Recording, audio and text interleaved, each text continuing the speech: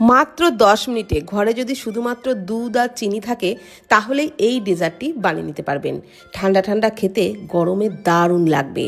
আর এটা বানানো এতটাই সহজ, একবার দেখলেই সবাই পারবেন, মুখে দেওয়ার সাথে সাথেই মিলিয়ে যাবে। তো আসুন তাহলে শুরু করি। তো এই ডেজার্টটি বানানোর জন্য প্রথমেই একটা ক্যারামেল সিরাপ তৈরি করে নেব। তার জন্য হাফ কাপ চিনি একটা কড়াইয়ের মধ্যে এইভাবে একটু ছড়িয়ে দিলাম। তো প্রথমে কিন্তু একটুও নাড়াচাড়া করিনি। চিনি যখন হালকা হালকা গলতে শুরু করেছে, তারপর যখন এইরকম একটু লালচে লালচে হয়ে গেছে, তখনই কিন্তু নেড়েচেড়ে ক্যারামেলটা বানিয়ে নিচ্ছি, অবশ্যই লো ফ্লেমে।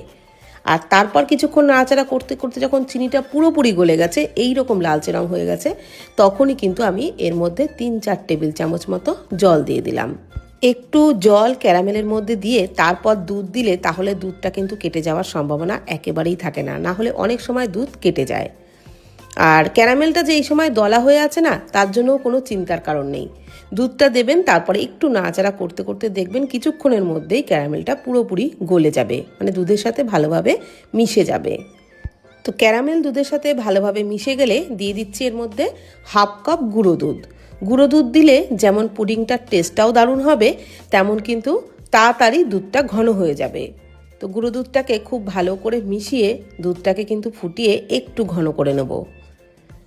তবে খুব বেশিক্ষণ ধরে জাল দিয়ে ফুটিয়ে ঘন করার দরকার নেই, ওই 1.5-2 মিনিট মতন ফুটিয়ে নিলেই কিন্তু দুধটা একটু ঘন হয়ে যাবে।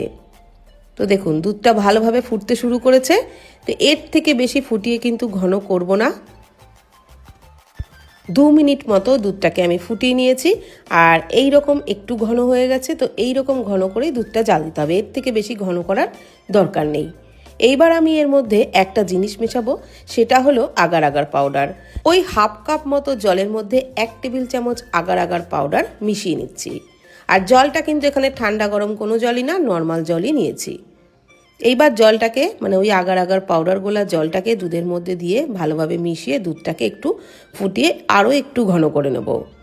আর আগার আগার পাউডার যে কোনো বড় মুদির দোকানে কিন্তু আপনারা কিনতে পেয়ে যাবেন। প্যাকেটটা ঠিক এরকম দেখিয়ে দিলাম। অনেকেই প্রশ্ন করেন যে আগার আগার পাউডার কি, সেই কারণে দেখিয়ে দিলাম।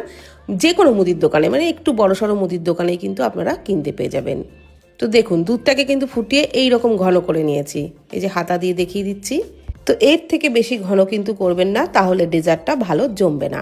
এইবার গরম অবস্থাতেই ওই দুধের মিশ্রণটাকে একটা কেক টিনের মধ্যে ঢেলে নিচ্ছি। কেক টিনের মধ্যে আমি এই ডেজার্টটা জমাবো, সেই জন্য কেক টিনের মধ্যে ঢেলে নিয়েছি। আর তারপর একটু ঠান্ডা করে নিয়েছি, ফ্রিজে কিন্তু রাখিনি, এমনি বাইরে রেখেই একটু ঠান্ডা হয়ে গেলে ওপর থেকে দেখতে সুন্দর লাগবার জন্য একটু আমান কুচি ছড়িয়ে দিচ্ছি। আর তারপর